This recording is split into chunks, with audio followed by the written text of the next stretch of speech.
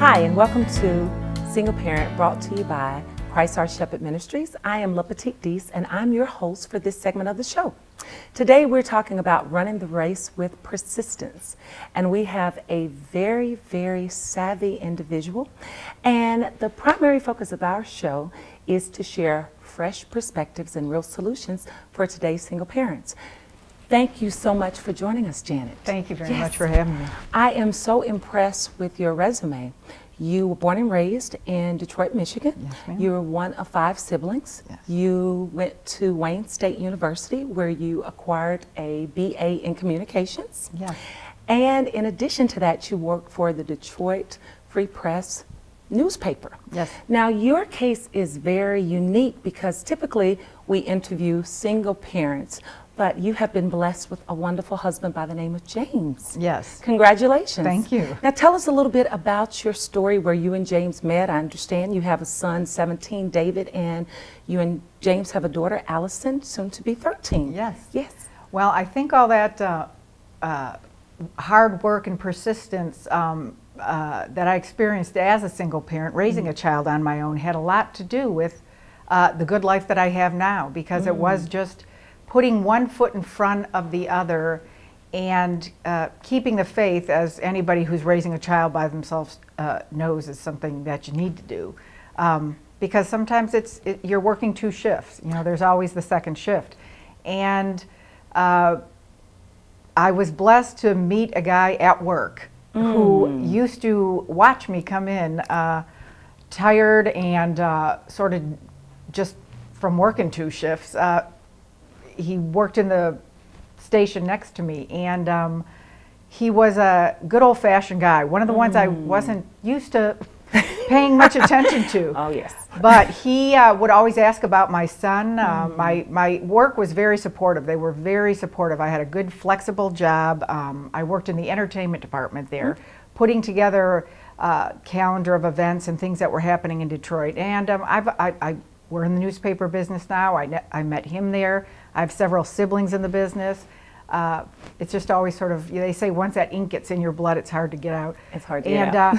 He was just a funny guy that would ask about my kids, and I think that was, or ask about my child, and I think that was, it was comforting. I didn't feel threatened. Yes. It was not like he was trying to date me. It was just, he was curious about me, the person, and my son. And we struck up a great friendship, and he made me laugh, something that I needed. Yes. And laughter's like medicine. we had a lot. We had a lot of commonalities in the way we were raised. Midwest kids, and who got into fields that were sort of creative endeavors, and things took off, and the rest is history. Tell me about the birth of your newspaper, the Matthews Record newspaper. Tell me about that. Well, my husband and I have been here in Matthews for over, maybe 12 years. And again, we met in the business. Sure. And he was called out to, we met at the Detroit Free Press. That paper was going through a joint operating agreement, Knight Ridder, which is no longer in existence. The whole industry is shifting.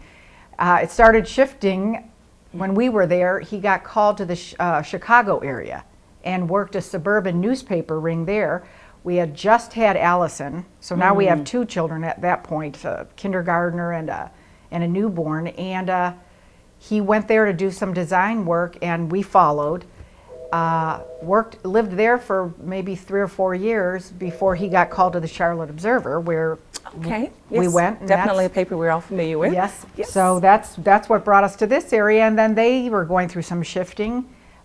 We had always loved the local community paper, and it was a dream of ours to own a community paper. We always said that. And I had 2 young children at home, and I didn't want to travel so much, and I just called up the local paper and said, I can do some freelancing. Do you have any assignments? She handed me 4. Within 2 months, she was looking to sell. Fantastic. And I impulsively said, yeah, let's look into it. We did, and got some backing from some family and friends, and that's how we got it. We've been running it now for 3 years. It focuses completely on the community. My daughter, she attended this Christ Our Shepherd ministry, and we've gone to we school here, church here, play here, do business here. It's just our community. Fantastic. And yes. you can get your news 24/7 in pretty much any outlet, but what is missing is a lot of the community news. And that's actually part of the industry that's doing well. So, you know, we were fortunate to be able to come in at a time when the community almost lost a paper. We salvaged it, and whatever's going to happen beyond us, you know, it may be a blog, it may be something else, but the point is people want community news. Sure, sure.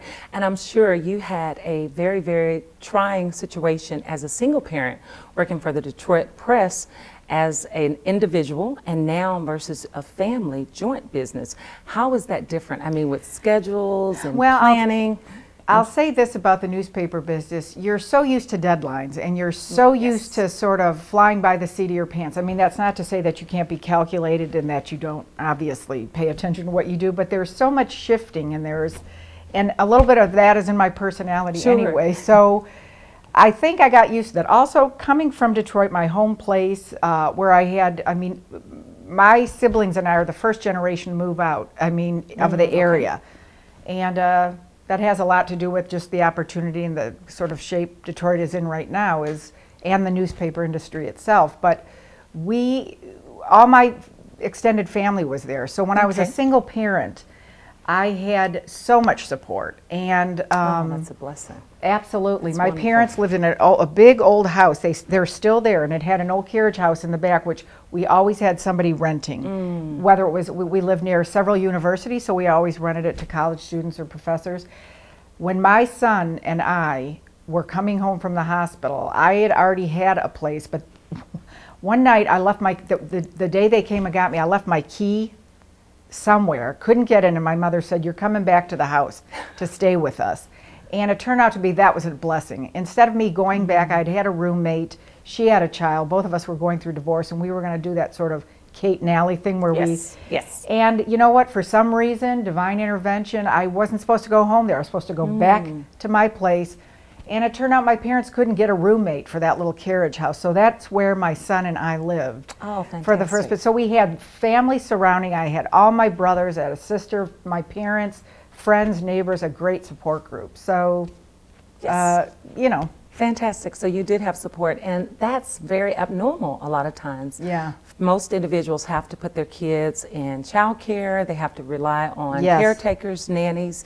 And I was about to ask about the meal preparation, because that is, that's an ordeal in I'll itself. tell you this, a lot of things, single parents are very thrifty people. Yes. My son, when he was going through teething, we never got the teething biscuits that were expensive. I lived, you know, there's a lot of little ethnic neighborhoods. Well, there's a terrific little Italian market in my area.